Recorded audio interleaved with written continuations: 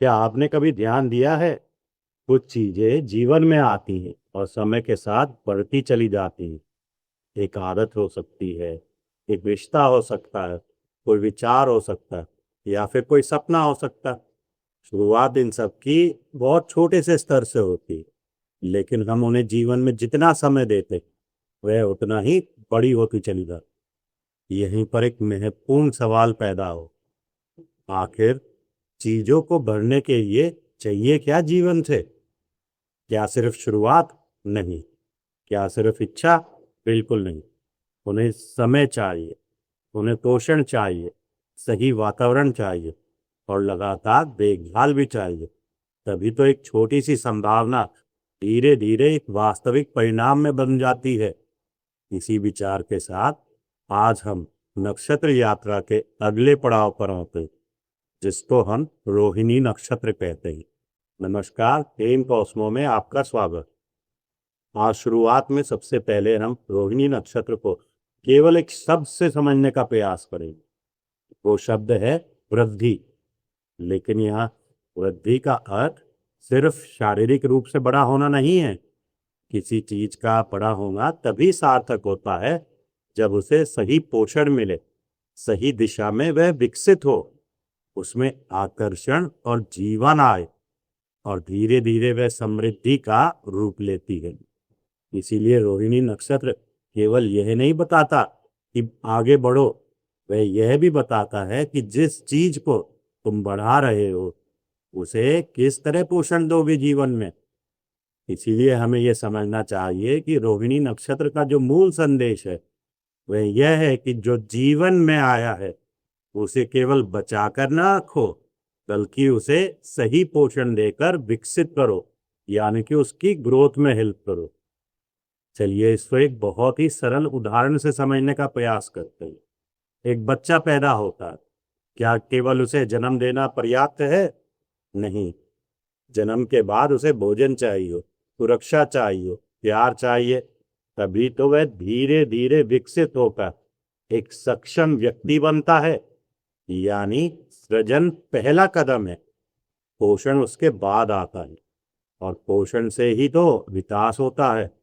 यहीं पर हमें रोहिणी नक्षत्र की जो मूल भावना है उसको समझने का एक बहुत ही सरल सा तरीका मिलता हो।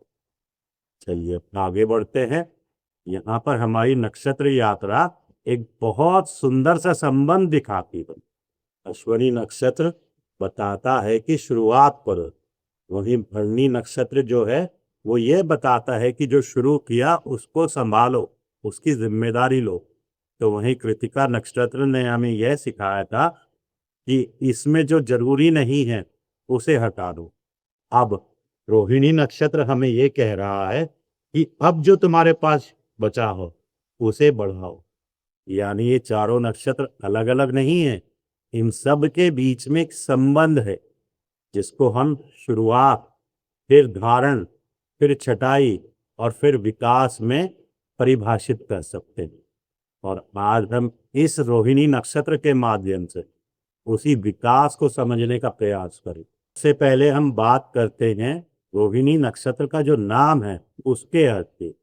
ज्योतिष के जो वैदिक शास्त्र हैं जैसे बृहद प्राशर, होराचार, फल दीपिका आदि, इन सभी में रोहिणी नक्षत्र शब्द का जो अर्थ है उसे बढ़ने से, विकसित होने से और ऊपर उठने के भाव से जोड़ा गया। इसीलिए रोहिणी नक्षत्र को समझते समय केवल सुंदरता या चंद्रमा का प्रिय नक्षत्र तक सीमित नहीं कर देना है, बल्कि उसके पीछे एक बहुत बड़ा सिद्धांत छुपा हुआ है, यानी कि ये प्रिंसिपल है, उसे समझना है। और वो प्रिंसिपल का नाम है ग्रोथ, यानी कि वृद्धि। जो चीज जीवित है वह बढ़ना चाहती है, यही तो प्रकृति का नियम है। लेकिन वृद्धि के लिए केवल इच्छा पर्याप्त नहीं होती, उसे पोषण भी चाहिए साथ में। और यही रोहिणी नक्षत्र का अगला महत्वपूर्ण शब्द है। जैसे पहले वृद्धि था, अब पोषण भी साथ में जुड़ गया। चलिए आगे बढ़ते हैं। अब हम रोहिणी नक्षत्र और पोषण शब्द का जो आपस में संबंध है उसे समझने का प्रयास करेंगे। एक बात समझकर देखिए, एक बीज के अंदर पूरा वृक्ष बनने की क्षमता होती है, संभावना भी होती है, लेकिन केवल संभावना होने से वह वृक्ष नहीं बन जाएगा, क्योंकि उस बीज को मिट्टी चाहिए, पानी चाहिए, सूरज चाहिए, समय चाहिए, देखभाल चाहिए। यानी क्षमता और पोषण ही विकास पैदा करते हैं। और रोहिणी नक्षत्र इसी सिद्धांत को समझने में हमारी मदद करता। इसीलिए जब भी आप कुंडली के अंदर किसी विषय को रोहिणी नक्षत्र से जुड़ा देखें तो एक सवाल आपके मन में आना चाहिए कि यह विषय जीवन में कैसे बढ़ रहा है, और साथ ही साथ एक दूसरा सवाल और आना चाहिए कि इस विषय को जीवन में बढ़ने के लिए और क्या क्या चाहिए। अब आगे बढ़ते हैं और बात करते हैं रोहिणी नक्षत्र के दूसरे महत्वपूर्ण पहलू की। आप सभी ने देखा होगा कुछ चीजें हमें बिना किसी मजबूरी के अपनी ओर खींचती हैं, जैसे एक सुंदर फूल हो गया, या कोई हरा भरा खेत हो गया, हो सकता है कोई नवजात बच्चा हो, या स्वादिष्ट भोजन हो सकता है कोई सुगंध या संगीत हो। पर कभी सोचा है ऐसा क्यों? क्योंकि प्रकृति में कुछ चीजों के अंदर अपने आप से आकर्षण होता है। रोहिणी नक्षत्र का यह आकर्षण केवल शारीरिक सुंदरता तक सीमित नहीं है, यह उस गुण से जुड़ा है जो किसी चीज को जीवंत और आकर्षक बनाती है। इसीलिए रोहिणी नक्षत्र को समझते समय विकास, आकर्षण, पोषण, इन तीनों शब्दों को साथ रखकर ही हर चीज को देखना चाहिए। अब हम बात करते हैं रोहिणी नक्षत्र का जो प्रतीक चिन्ह है उसके बारे में। ज्योतिष के सभी वैदिक शास्त्रों में, जैसे बृहत्प्राशर शास्त्र, फल दीपिका, जातक पारिजात आदि में रोहिणी नक्षत्र का जो प्रमुख प्रतीक चिन्ह है वह रथ बताया गया। अब सोचकर देखिए रथ क्या करता है, वह एक जगह से दूसरी जगह ले जाता है, लेकिन रोहिणी नक्षत्र के संदर्भ में यह केवल यात्रा तक सीमित नहीं है, यह हमें एक विचार देता है। यानी कि जो विकसित हो रहा है उसे आगे बढ़ाने, जैसे एक बीज से पौधा, उस पौधे से वृक्ष, वृक्ष से फल, यह पूरी प्रक्रिया विकास की भी तो है। रोहिणी नक्षत्र का एक और महत्वपूर्ण संबंध है, वो रोहिणी नक्षत्र को उसके देवता प्रजापति से जोड़ता है। अब सोचकर देखिए ज्योतिष के जो वैदिक शास्त्र हुए हैं उसमें प्रजापति का संबंध सृजन और प्रजनन से जोड़ा गया है। अब इसे अगर हम रोहिणी नक्षत्र के साथ जो उसकी ग्रोथ यानी कि वृद्धि वाली ऊर्जा है उसके साथ जोड़ दें तो क्या परिणाम निकलेगा? हमें एक बहुत सुंदर सिद्धांत देखने को मिलेगा। जीवन केवल पैदा नहीं होता, वह बढ़ता भी है और फैलता भी है।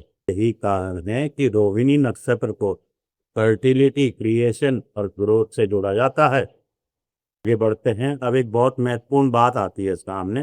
रोहिणी नक्षत्र का जो स्वामी है वह चंद्रमा है ज्योतिष में। यहाँ एक बहुत सुंदर संबंध दिखाई देता। ज्योतिष में चंद्रमा जो जुड़ा है वह पोषण से, मन से, भावनाओं से, देखभाल आदि विषयों से जुड़ा हुआ है। वहीं ज्योतिष में स्वयं रोहिणी नक्षत्र भी ग्रोथ यानी कि वृद्धि और डेवलपमेंट से जुड़ा हुआ है। जब रोहिणी नक्षत्र और चंद्रमा ग्रह का संबंध बनता है हमें एक ऐसा सिद्धांत समझने में मदद करता है जहां पोषण से विकास होता है। जैसे माँ बच्चे को पोषण देती है, वैसे ही चंद्रमा हमारे को नरिशिंग क्वालिटी देता है, और रोहिणी की जो वृद्धि है वो उसको सपोर्ट करती है। और यही कारण है जो रोहिणी नक्षत्र को प्रजनन, रचना और विकास से जोड़ता है। चलिए अब आगे बढ़ते हैं और रोहिणी नक्षत्र और समृद्धि का जो संबंध है उसे समझने का प्रयास करो। समृद्धि का मतलब केवल पैसा नहीं होता जीवन में। समृद्धि का जो अर्थ है वह जीवन में संसाधनों का बढ़ना से भी हो सकता है, ज्ञान के बढ़ने से भी हो सकता है, संबंधों की गहराई बढ़ने से भी हो सकता है कौशल के बढ़ने से हो, यानी कि जीवन की गुणवत्ता के बढ़ने से बात हो रही है। इसीलिए हम जब भी किसी कुंडली में रोहिणी नक्षत्र को देखेंगे तो केवल यह नहीं देखेंगे कि धन मिलेगा या नहीं, बल्कि यह भी देखेंगे कि किस चीज से विकास की क्षमता बन रही है और उस विकास को क्या क्या पोषण चाहिए। अब एक बहुत ही आसान सा जीवन सूत्र आपको बताता हूं। कृतिका नक्षत्र ने हमें सिखाया था कि छटनी करो, यानी कि जो अनावश्यक है उसे हटाओ। तो वहीं रोहिणी नक्षत्र हमें बता रहा है कि अब जो बचा है उसे पोषण दो। यानी अगर आप अपने गार्डन को साफ कर देते हैं लेकिन उसको पानी देना शुरू नहीं करते हैं तो क्या होगा? कुछ नहीं मिलेगा। इसीलिए जो छटनी की बात कही गई है उसके बाद पोषण बहुत जरूरी होता है। और यही कारण है कि कृतिका नक्षत्र के बाद रोहिणी नक्षत्र का आना केवल क्रम नहीं है, बल्कि एक बहुत ही खूबसूरत प्रतीकात्मक प्रगति दर्शाता है ये। चलिए आगे बढ़ते हैं। अभी तक हमने रोहिणी नक्षत्र को एक बहुत ही सरल सिद्धांत के रूप में समझा, यानी कि जिस चीज को सही पोषण मिले जीवन में वह आगे बढ़ती है। लेकिन अब एक बहुत महत्वपूर्ण सवाल यहाँ आता है कि अगर रोहिणी नक्षत्र विकास का नक्षत्र है तो कुंडली में जब अलग अलग प्रकार के ग्रह जो होते हैं वो इस नक्षत्र के अंदर आते हैं तो आखिर जीवन में बढ़ता क्या है। लेकिन पहले आप एक बात याद रखिएगा, रोहिणी नक्षत्र किसी ग्रह को नहीं बदलेगा, ग्रह अपना मूल स्वभाव लेकर आता है। रोहिणी नक्षत्र उस ग्रह के काम करने के तरीके में विकास, पोषण आदि विषयों का रंग जोड़ देता है। इसीलिए हम कहते हैं ग्रह बताता है क्या बढ़ रहा है, और नक्षत्र यानी कि यहाँ पर बात रोहिणी नक्षत्र की हो रही है तो रोहिणी नक्षत्र बताता है कैसे बढ़ रहा है। सबसे पहले हम बात करते हैं सूर्य ग्रह की रोहिणी नक्षत्र में। ज्योतिष में सूर्य क्या दर्शाता है? पहचान, आत्मविश्वास, अधिकार आदि विषयों को दर्शाता है। वहीं जब सूर्य रोहिणी नक्षत्र में आता है तो व्यक्ति अपनी पहचान को बढ़ाने और मजबूत करने की ओर जा सकता है। वह चाहता है कि उसका काम पहचाना जाए समाज में, उसकी क्षमता विकसित हो, उसकी स्थिति मजबूत हो। इसीलिए रोहिणी में जब सूर्य आता है तो हमें एक बात और एक वाक्य याद रखने को, अपनी पहचान बनाओ, केवल अपनी छवि तक सीमित नहीं रहो। चलिए अब बात करते हैं चंद्रमा ग्रह के रोहिणी नक्षत्र में। अब सबसे महत्वपूर्ण ग्रह रोहिणी नक्षत्र के हिसाब से हमारे सामने होता है, क्योंकि चंद्रमा स्वयं रोहिणी नक्षत्र का स्वामी है। इसीलिए यहाँ पर जो चंद्रमा की पोषण करने वाली प्रकृति है और रोहिणी नक्षत्र की जो विकास करने वाली प्रकृति है, उन दोनों का सीधा संबंध बनता है। हो सकता है मन जो है वह सुरक्षा, आराम और भावनात्मक पोषण की चाह कर सकता है। हो सकता है व्यक्ति सुंदर चीजों को, अच्छे वातावरण से और भावनात्मक अपनापन से बहुत जल्दी जुड़ जाता हो। अब बात करते हैं मंगल ग्रह की रोहिणी नक्षत्र में। तो ज्योतिष में मंगल ग्रह ऊर्जा, कार्य, साहस आदि विषयों को दर्शाता है। वहीं रोहिणी नक्षत्र विकास को दर्शाता है। अब जब ये दोनों ऊर्जाएं साथ में आती हैं तो जीवन केवल संघर्ष में जाने के बजाय कुछ नया बनाने में लग सकता है। हो सकता है कोई व्यापार या बिजनेस हो, कोई प्रोजेक्ट डेवलपमेंट हो, कोई शारीरिक काम या निर्माण हो। इसीलिए यहाँ जो हमें पाठ मिलता है वो यह है कि ऊर्जा को विकास में लगाओ, केवल प्रतिक्रिया तक सीमित नहीं रहो। अब बात करते हैं बुध ग्रह की रोहिणी नक्षत्र में। ज्योतिष में बुध ग्रह हमें बुद्धि, बातचीत, सीखना, व्यापार और स्किल्स आदि को दर्शाता है। वहीं रोहिणी नक्षत्र विकास को, वृद्धि को, इन सब को दर्शाता है। तो बुध यहाँ जब आता है रोहिणी नक्षत्र में तो एक विचार का विकास होना, कौशल का विकास होना या फिर ज्ञान को वास्तविकता में बनाना हमें दर्शाता है। व्यक्ति ऐसी भाषा का इस्तेमाल कर सकता है जो लोगों को अपनी ओर आकर्षित करे। आगे बढ़ते हैं, बात करते हैं बृहस्पति ग्रह की रोहिणी नक्षत्र में। तो ज्योतिष में बृहस्पति ग्रह हमें ज्ञान, शिक्षा, विस्तार और मार्गदर्शन आदि विषयों को दर्शाता है। वहीं रोहिणी नक्षत्र विकास आदि, पोषण, आकर्षण आदि विषयों को दर्शाता है। यह स्वाभाविक रूप से विस्तार को संयोजन की ओर ले जाता है। व्यक्ति ज्ञान बढ़ाना चाहता है, सीखना चाहता है, दूसरों को सिखाना चाहता हो और किसी विचार को बड़ा रूप देना चाहता है। यह शिक्षण, मार्गदर्शन आदि के लिए बहुत अच्छी क्वालिटी हो सकती है। अब बात करते हैं शुक्र ग्रह की रोहिणी नक्षत्र में। तो शुक्र ग्रह ज्योतिष में खूबसूरती, रिश्ते, रचनात्मकता, आनंद, कला आदि विषयों से जुड़ा हुआ है और स्वयं रोहिणी नक्षत्र आकर्षण और विकास जैसे विषयों से जुड़ा है। इसीलिए यहाँ इस संबंध में सुंदरता और रचनात्मकता की ऊर्जा बहुत स्वाभाविक रूप से व्यक्त होती है। फैशन, कला, संगीत, डिजाइन आदि जैसे क्षेत्रों में आकर्षण की गुणवत्ता दिखाई देती है। अब बात करते हैं शनि ग्रह की रोहिणी नक्षत्र में। तो ज्योतिष में शनि ग्रह हमें समय, अनुशासन, धैर्य आदि विषयों को दर्शाता है। वहीं रोहिणी नक्षत्र विकास, आकर्षण आदि चीजों को दर्शाता है। इसीलिए यह संबंध हमें एक बहुत महत्वपूर्ण पाठ सिखाता है जीवन का, जिसमें व्यक्ति ये सीखता है कि धीमा विकास भी तो विकास है। व्यक्ति धीरे धीरे कुछ बनाता हो, लेकिन वह जो भी कुछ बनाता है वह लंबे समय तक टिकता है। जैसे कोई बिजनेस हो गया, प्रॉपर्टी हो गई, या कोई स्किल हो गई, या करियर हो गया, इन सब में पेशेंस यानी धैर्य बहुत महत्वपूर्ण होता है। और बात करते हैं राहु ग्रह की रोहिणी नक्षत्र में। राहु ग्रह ज्योतिष में इच्छा, आकर्षण, महत्वाकांक्षा और तीव्रता को दर्शाता है। वहीं रोहिणी नक्षत्र आकर्षण, विकास आदि जो विषय ने उनको दर्शाता है। जब ये दोनों ऊर्जाएं साथ में रहती हैं तो जिस चीज की इच्छा हो, व्यक्ति उसकी चाह बहुत ज्यादा तीव्रता से करता है। अब बात करें केतु ग्रह की रोहिणी नक्षत्र में। तो ज्योतिष में केतु ग्रह अनासक्ति, अलगाव आदि विषयों का संकेत देता है। वहीं रोहिणी नक्षत्र विकास, पोषण आदि से जुड़ा है। इसीलिए यहाँ एक बहुत ही दिलचस्प विरोधाभास बनता है। बाहर की दुनिया कुछ बढ़ा रही है, लेकिन भीतर से व्यक्ति पूछ सकता है, क्या मुझे वास्तव में यही चाहिए? चलिए आगे बढ़ते हैं। अब तक हमने यह समझा कि रोहिणी नक्षत्र का जो मूल स्वभाव है वह पोषण, विकास, आकर्षण आदि है।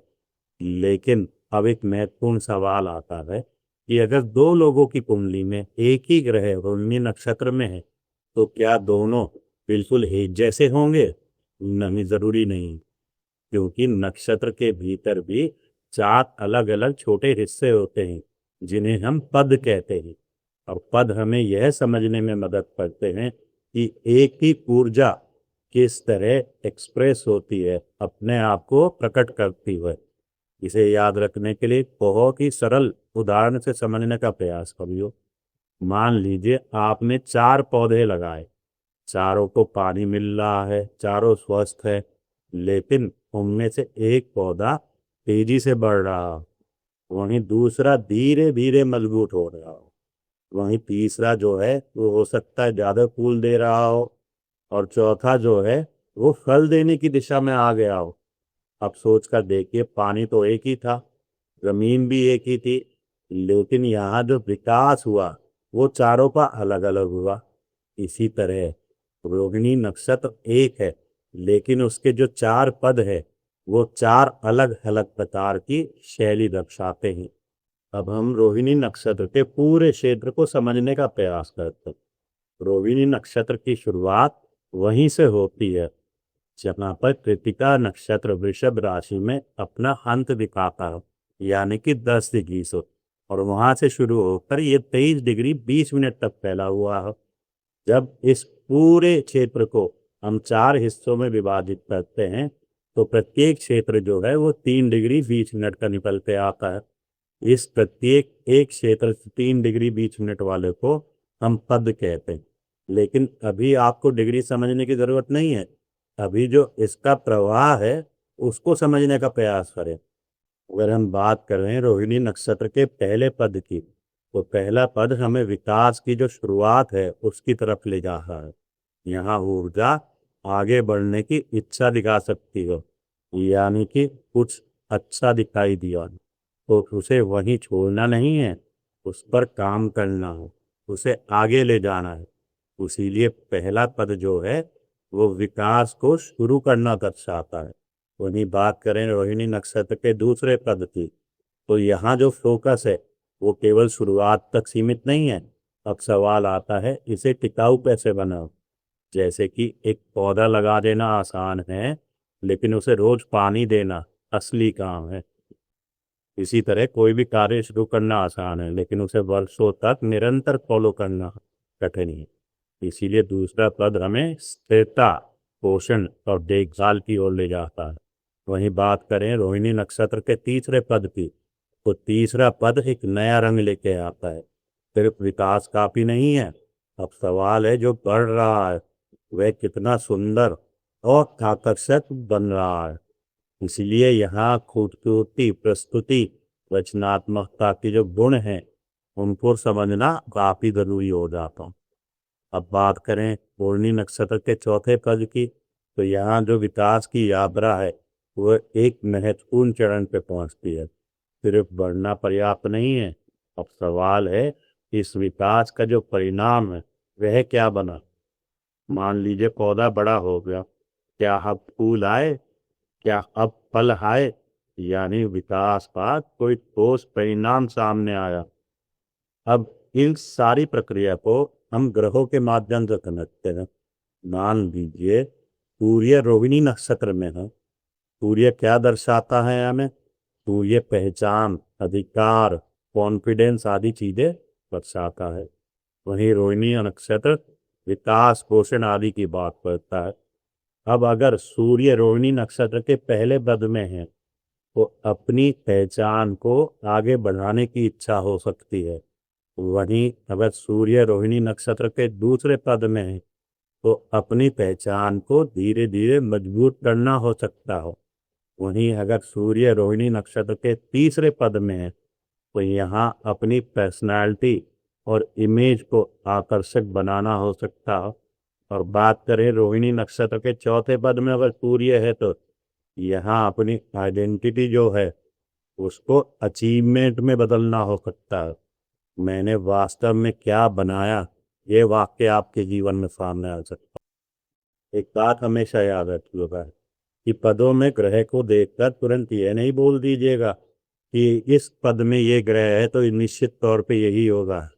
ऐसा जरूरी नहीं है, क्योंकि इससे पहले हमें ग्रह देखना होता है कौन सा है, किस भाव में है, कौन सी राशि में है, किस बल के साथ है, चंद्रमा कहाँ है। बहुत सारे समीकरणों को देखने के बाद निष्कर्ष निकलता है पूरी पत्रिका का। अभी के लिए इतना समझना आपके लिए जरूरी होगा कि रोहिणी नक्षत्र को पोषण, विकास, आकर्षण और समृद्धि आदि से जोड़कर देखा जाता है।